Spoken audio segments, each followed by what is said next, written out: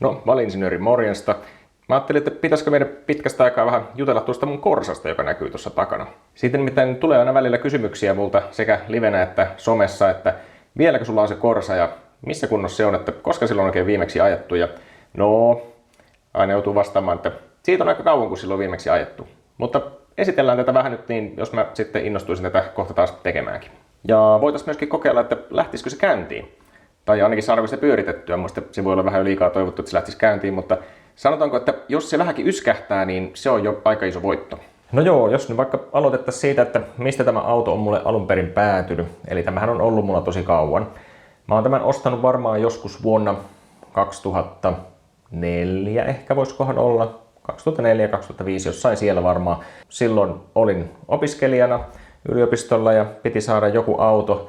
Meillä oli kyllä vähän semmoinen erikoinen tilanne, että nykyisellä vaimolla oli silloin kanssa jo auto. Hänellä oli se Opel Tigra silloin ja sitten mäkin halusin jonkun auton. En tiedä minkä takia meillä piti olla kaksi autoa, mutta jostain syystä piti olla ja ehkä piti se jonkinlainen harrasteauto sitten saada siinä. Ja ei meillä ihan koko aikaa tainnut kahtailla, mutta välillä siinä oli ja kaksi tämmöistä pikku Oppelia sitten oli ja se oli laillansa hauskaa, mutta ostin tämän sitten, muistaakseni maksoin 4 tonnia tasan silloin tästä autosta, kun mä tämän hain jostakin olisikohan ollut Toijalasta, jostakin sieltä suunnalta.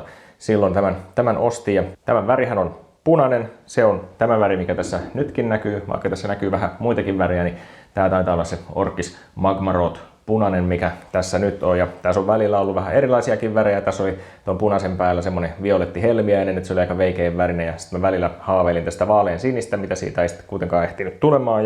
Ja näin. Ja ehkä mä oon tähän punaiseen sitten päätynyt. Se on kiva väri. Nykyään on niin vähän punaisia autoja, niin tää voi mun mielestä ihan hyvin olla tämmönen. Ja tää on kotimaalarille helppo, kun tää on tämmönen suorakiiltoväri. Ei ole mitään metallihiilettä seassa tai muuta. Niin helppo maalata ja paikkamaalata varsinkin. Toki haalistuva väri, joo. Mutta siis, tämähän on siis Corsa GSI vuodelta 1994.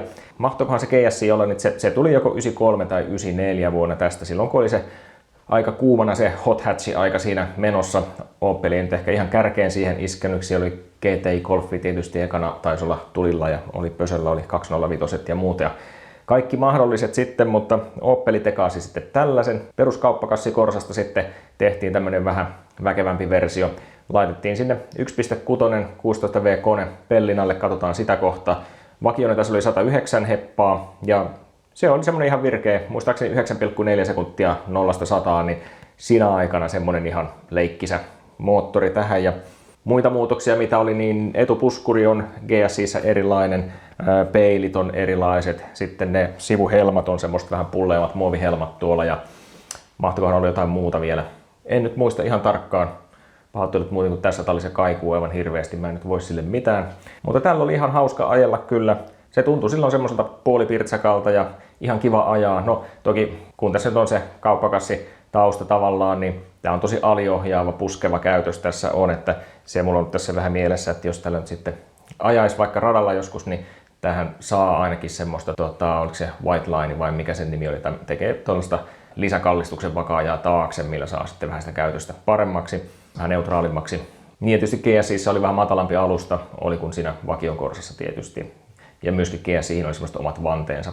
Mulla ei niitä ole itsellä nyt sitten olemassa. Siinä mielessä halpa harrasteauto on tämän, että eihän tämä nyt niin arvon pudotuskaan niin euroissa kovin kummonen ole toki ollut tässä. Mä oon tämän omistanut sellainen 20 vuotta vähän ylikin melkein varmaan jo, niin. Siinä mielessä tämä on tosi kallis auto, että tämä on ollut nyt tässä lämpimässä tallissa mulla tosi kauan täällä. Ja että sille on kyllä tullut hintaa, että sitä on säilytetty täällä. Mutta totta kai jonkinlainen tunne siitä, että tähän on, että ihan kevyin mielin en tästä luovu, jos tämä ensin joskus saisi tästä lyöntiin. No joo, niin kuin ehkä saattaa näkyä kuvasta, niin nythän tässä ei ole kiinni ne GSI:n helmat, vaan tässä on ihan tämä pelli näkyvissä, täällä näkyy vain nämä kiinnityspisteet sitten sille helmalle. Ne on toki tulla olemassa ja jos mä saan muokattua ne tähän, niin totta kai laitan sitten, mutta se mikä tässä on tosiaan muuttunut alkuperäisestä, niin nämä lokarithan ei ole orkikset, eli tää on tämmönen lasikuitulevikesarja, minkä tilasin jostakin Puolasta, kohan se mahtoi olla. Ja edessä ne on tuossa tuolla lailla ja takana on sitten, itse asiassa nämä taisi olla eri paikasta, nämä tilasin jostakin Saksasta varmaan nämä takalevikkeet sitten tuohon. Ne tavallaan on liimattu sitten vaan tuohon niin kuin Orkkis. Siinä on semmoinen ohkainen muovi suikale ollut niin kuin orkiksena, niin, mikä sitten yhdistyy tuohon helmaan tavallaan, niin sen paikalle on sitten laitettu tuommoinen huomattavasti leveämpi mötikkä tuohon. Ja onhan tuossa konepelissä on ne valoluomet ja on tähän etu- ja takavalot on vaihtanut toki. Itse asiassa mulla puuttuu sivuvilkut vielä, mun pitää ne viritellä tähän. Jos meinaa tähän joskus leiman saada, niin niille mä en ole reikää vielä puhkonut noihin lokareihin.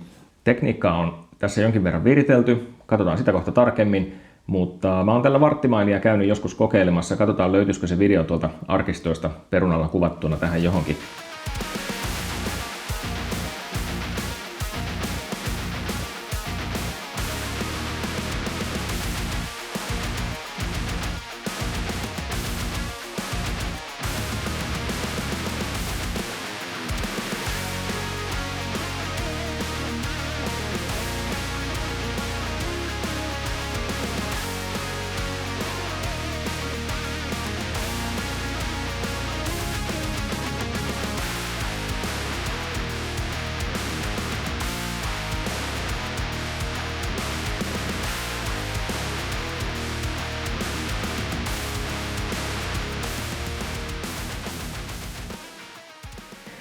Se muistaakseni paras suoritus oli 15,9 sekuntia vartilla, eli tarkoittaisi noin 8 sekunnin tai 7,9 sekunnin aikaa sitten 0–100, jos 8 sekunnin säännöllä niin kuin lasketaan, niin pitäisi aika tarkasti osua sinne. Että kyllä on tämä niin kuin virkistynyt siitä orkkistilanteesta, että jos se 9,4 oli se, mitä se vakiona 0–100 menee, niin siitä on nyt sitten reilu sekunti napattu varmasti, ehkä 1,5 sekuntia pois. Tarkoitus olisi virkistää tätä myöskin vielä lisää, että jos sitä 1 sekunnin vielä saisi pois, niin sittenhän tämä olisi semmoinen aika hauska peli. Tuolla alustassa on joku coilover-tolpat edessä, ei mikään kalliit, joku aika edullista, olisikohan ihan joku TA Technicsi tai joku, ja takana on sitten myös korkeussäädettävät jouset ja joku sportti-iskarit siinä samassa satsissa tulleet.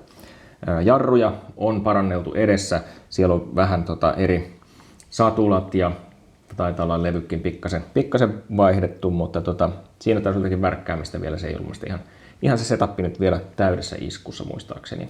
Mutta ei mitään massiivista muutosta, että aika pientä muutosta siellä puolella on tehty. Tässä on muistaakseni GSI:ssä taitaa olla ne jarrut paremmat muutenkin, mitä sitten normikorsassa. Katsellaanpa sitten vähän tätä tekniikkapuolta. Tämä teitä saattaa ehkä kenties kiinnostaa. Eli tämä mylly tässä näin on nimeltään C16XE. Tämä tavallaan edelti sitä Ecotec-maailmaa. X16XE tuli vissiin tämän jälkeen, joka sitten sai sen Ecotec-nimen, mutta aika samanlainen tämä on. Tähän on sitten lisätty vähän saastelaitteita ja muuta, ja siitä taisi 3 heppaa kadota matkalla sitten, kun tuli se tämän seuraaja.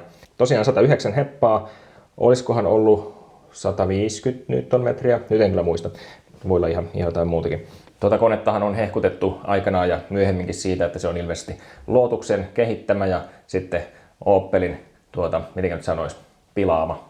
No, ei vaiskaan, mutta siis siitä legenda kertoo, että siitä tuli vähän niin kuin liian hyvä siitä moottorista alun perin, niin sitä piti pikkasen rampauttaa, jottei se sitten syö noiden Opelin 2-litrasten koneiden niin kuin myyntiä.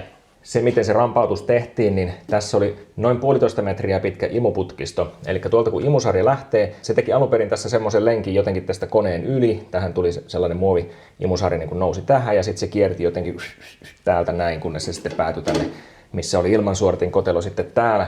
Eli sillä saatiin syötyä siitä sitä terää kyllä aika paljon pois siitä koneesta. Ehkä sillä tuli vähän semmoinen vääntävämmän tuntunen siitä sitten. Ja toinen, millä tätä kesytettiin tosi paljon, on toi moottorinohjaus, eli siitä tehtiin semmoinen tosi niin kuin pehmeä siitä kaasuun vastaavuudesta ja sillä kyllä niin kuin pystyi kuka tahansa ne kauppareissut sitten tekemään, että kaikki semmoinen terävyys kyllä saatiin niin kuin siitä hävitettyä tehokkaasti.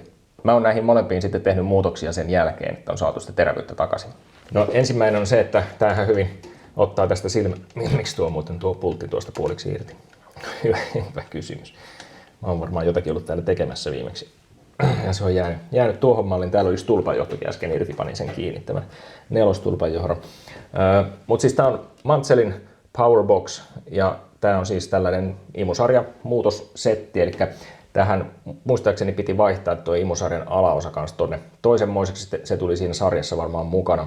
Ja tämä maksoi varmaan joku melkein tonnin tämä muutossarja silloin. Oli kova panostus opiskelijana, mutta pakko oli saada. Tämä siis lyhentää valtavasti tätä imupuolta ja sitten tulee tämä tämmöinen, niin kuin, miksihän tätä nyt sanoisi sitten, tämmöinen kammio tähän sitten, minkä tilavuus on mietitty sillä lailla, että sillä saadaan sitten se tehorekisteri sinne sopivaksi, että se alkaa mukavasti laulaa siellä jossakin 4 tonnin kieppeillä sitten.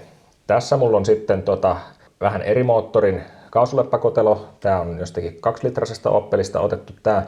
Se oli vähän ahtaan tuntunen se Orkkis, niin mä oon sen viritellyt tuohon. Ja sitten mulla on täällä bensapaineen säädin tossa. Sitä saa tosta ruuvattua. Ja se tuli kans tämän mukana, tämän satsin muistaakseni. Tuossa on myöskin painemittari, mikä on ollut tarkoitus kiinnittää johonkin nyt, kun tätä tässä ruvetaan taas koittaa saada lyöntiin.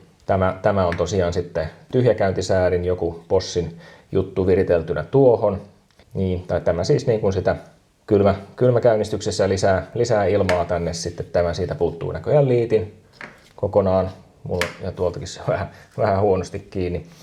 Ja tuolla on sitten viritelty tuo kaasuleppa-anturi tuonne vähän tämmöisellä omatekoisella systeemillä kanssa. Ja mahtava vapaavirtaussuodatin on tuossa imemässä kuumaa ilmaa. No ei vaan, saattaa se vähän saada tuolta kylmääkin ehkä. Siihen voisi jonkun putken laittaa tuonne sitten vielä. Tuossa on tommonen rosteripeltisatsi vaihdettu tähän. Tommonen 421-tyyppinen tuossa. Ja se tuli jostakin, en tiedä, se voi olla joku kiinalainen ehkä tuo varmaankin. Mutta se on siihen laitettu. Se on tullut sen jälkeen, kun tällä on sitä varttimailia ajettu, että silloin ei sitä ainakaan vielä ollut. Ei varmaan ehkä ollut tuota kaasuleppääkään vaihdettu vielä silloin. Taitaa olla myös niin, että vauhtipyörästä on jossakin kohtaa vähän jäänyt materiaalia matkalle, että se on vähän äkäsempi sitten, tai muuttaa vähän tätä koneen luonnetta. Mä oon myöskin käyttänyt tämän koneen auki. Se on laakeroitu ja hoonattu ja laitettu niin kuin vimma päälle hyväksi silloin aikanaan. Tässä nyt kuitenkin kilometrejä, mitähän tässä mahtaa olla? Jos muistaa, olisiko tässä 250 tonnia, no alle 300 varmaan kuitenkin on, niin, mutta laitoin sen silloin iskuun, että kun sitä oli tarkoitus vähän viritellä, että se sitten niin kuin oikeasti muutenkin toimisi, ja on se toiminutkin. Nyt kun mietin tätä käynnistämistä, niin tähän ei ole jakoremmia kanssa sitten ihan justiinsa vaihdettu, että vähän tietysti ehkä tyhmääkin kokeilla, mutta toivotaan tietysti heti räjähdä sitten. On tähän putkistoakin uusittu, toki 2-tuumainen putki menee tuolla alla, sitä me ei tässä nähdä. Moottorin ohjauksina tässä on Megasquirtin siitä aika alkupään juttuja.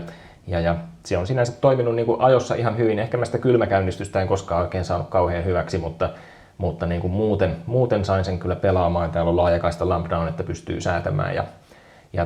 Sitten mulla on myöskin siellä ollut johdot ja muut sillä, että kohtuu vaivalla saa sen Orkkis Ekun tähän taas liitettyä kiinni, niin tämän pystyy sitten niin kuin muuttamaan siihenkin malliin, jos tarve on. Että nyt en itse asiassa ole yhtään selvitellyt, miten nämä säädökset tällä hetkellä menee, että saako tämän niin kuin näillä kaikilla muutoksilla tällä hetkellä niin kuin leimattua vai mitenkä se on. Enkä nyt toki tiedä tästä autosta muutenkaan, että tuleeko tästä niin kuin tieauto vai semmoinen joku leikkiauto sitten johonkin ratapäiville vai muuta, mutta olisi tietysti kiva, että se olisi ihan tieliikennekäytös, että pääsisi sitten ajelemaan vaikka sinne radalle, jos haluaa, tai sitten muuten vaan tällä tuolla päästellä menemään. Vähän tää on kyllä tämmöinen, että kyllä tässä niinku taas saa terveytensä puolesta pelitä, jos tällaisella pikkukipolla tuolla päästelee, mutta mä oon aina lohduttautunut, että ajaa ne moottoripyörälläkin ihmiset ja siinä kuulee vielä varmemmin kuin tällä, mutta ei tää nyt kauhean niinku semmoinen turvallista huokuva paketti ole. Mutta se oli se Megasquirtin kasaaminen kanssa kyllä semmoinen hauska oma operaationsa. Tein sen siitä ihan rakennussarjasta, että kolvailin ne komponentit sinne ja näin, niin sinänsä ihme, että siitä tuli ihan toimiva. Kulketaan vielä tuonne sisälle ennen kuin ruvetaan kokeilemaan sitä käynnistystä. Tuolla johtoviidakossa näkyy myöskin se Megasquirtin laatikko tuolla. Ne on kaikki nyt revitty täältä, kun täältä on kojelauta otettu pois, kun mä oon tehnyt paikkauksia tänne tulipeltiin. Sieltä oli ikävästi täältä vähän ruoste iskenyt, niin sen takia tää näyttää nyt tältä. Täällä on kaikki, tuolla on laajakaista lambdan boksi, on toi punainen tuolla ja mahtava punainen tuollainen vaihdekepin pussukkakin ja tuommoinen ihme metalli nuppi siinä. Tämä ratti on aika kiva tässä GSi:ssä, toi on se Orkkis-ratti, niin se on ihan hyvä. Mutta sitten täällä on kuppipenkit laitettu tämmöiset, joku aika edulliset ja mikähän Bimarco-merkki se oli. Ja sitten on tämmöiset Sapeltin 4-vyöt. Vähän on kyllä ottanut pikkusen hometta tuossa näköjään. Täällä näkyykin tuossa noita helmoja ja kattoverhoilukin on niinku tuossa. Kaikenmoista rojua täällä on. Tää koko tämän auton niinku melkein osa arsenaali on täällä kyydissä. Täällä löytyy tämmönen joku Schneider-akku täältä ja koitetaan pistää sinne kenkiä kiinni. Tähän vähän katsoa yhtään edes tiedä, että onko tämä niinku oikein päin tämä akku täällä. Että ei tule kytkettyä sitä aivan nurin päin, mutta ehkä.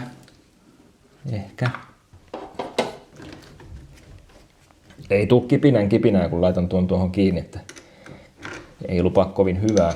No mä oon melko varma kyllä, että tää on aika kuollut tämä akku. Pitää vissiin hakea avain, että saa kokeiltua, puhuuko toi mitään. Aikani siinä kattelin näitä avaimia ja arvokkaammista löytyi. Virtalukosta. Joo. Siinä jossakin kohtaa, kun mä olin kollannut tuolla noita laatikoita ja hyllyjä, niin tuli mieleen, että itse asiassa voisiko ne olla siellä autossa. Ja siellä ne oli. Tässä näköjään vielä valo syttyy tähän hälyttimen juttuunkin, että se saattaa jopa toimia. Mä luulen, että se voi ruveta huutamaan sitten, kun aloitellaan.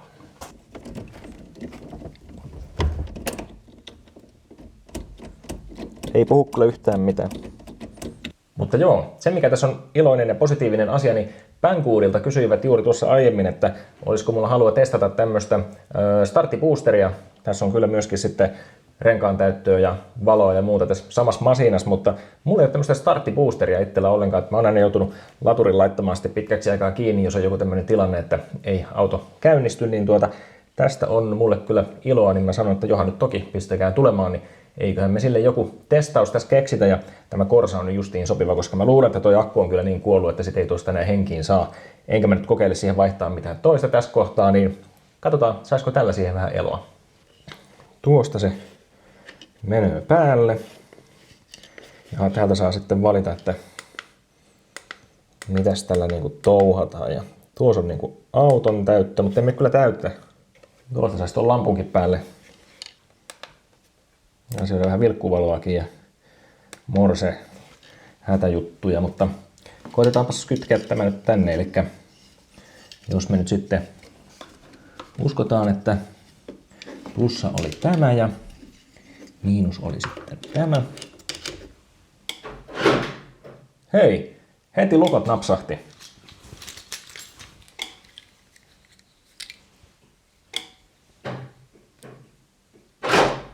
Joo. Tähän tuli jotenkin elämää. En tiedä miksi tämä naksuu tällä tavalla. Täällä on vihreä valo. Se ilmeisesti tarkoittaa, että se on kytketty oikein. Mutta pitäisikö kokeilla? Mä käyn kääntämässä avaimesta, että tapahtuuko mitään. Tapahtui jotain.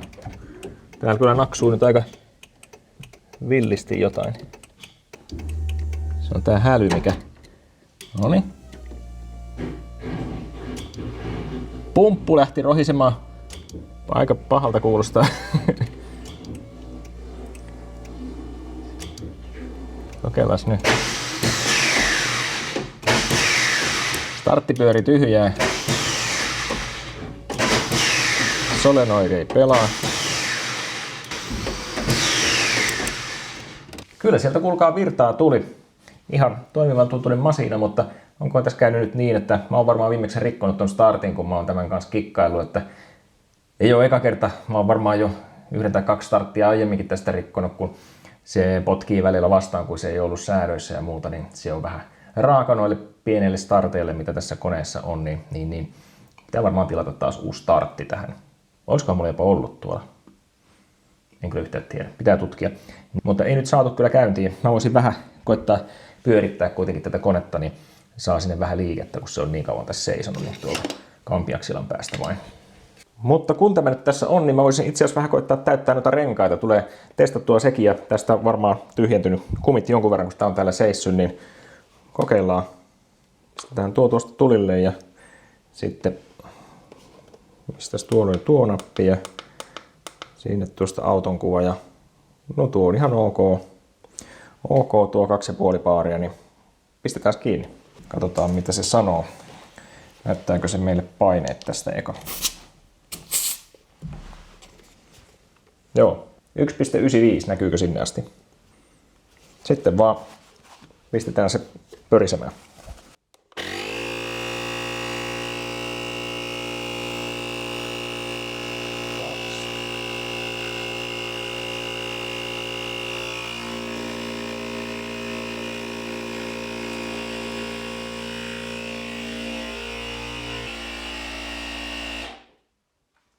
kyllä tämä näyttää hommansa hoitavan aivan mallikkaasti. Ja tästä oli kahta eri tehoversiota. Siellä oli 3000 tai 4000 ampeeria. Hintaero ei ollut suuri niissä. En muista kumpi tää oli. 44,4 wattituntia tässä luvataan, että on toi akun kapasiteetti. Tää oli niin kuin Tuerbe-niminen, nyt en edes yritä lausua, oli sen verran erikoinen nimi, mutta jos tämmöinen kiinnostaa, mä laitan linkin tuonne videon kuvaukseen, niin kurkkaa sieltä. Mä saan pienen komission siitä, jos sitä kautta tilaat, niin toki arvostan, jos näin teet, koska tää vaikutti aivan muista pätevältä värkiltä. Hinta on nykyisellä taalakurssilla jossakin siellä 5-60 kieppeillä siellä välimaastossa, niin ei paha sinänsä. Tää on kuitenkin ihan hyvin toimii tää rengashommakin ja samoin toi starttipuoli. Tää ilmeisesti pitäisi aika isojakin moottoreita pystyä käynnistämään siellä. Näin kerrottiin, että oikein jenkkimiehillekin pitäisi riittää, että jos nyt sitten siellä jollakin on se Dodge Rami tai joku muu, niin ehkä semmoinenkin tällä lähtee. Mutta kiitokset Banggoodille tästä testivehkeestä, niin varmaan käytän tätä jatkossa sitten, aina tarvetta tulee. No joo, mä laitoin räikän ja hylsyn tonne kampiakselan pulttiin, niin kokeillaan pikkasen tätä pyöritellä. Liikkuu ainakin. Joo. No niin, ei ollut ainakaan kone juminut vielä kiinni, hyvinhän se siellä pyörii, mutta ei nyt valitettavasti saatu sitä yhtään tuolla startilla pyöritettyä, niin mun pitää nyt vähän sitä starttia katsoa siitä ensin, niin kokeillaan sitten toisen kerran, joku toinen kerta.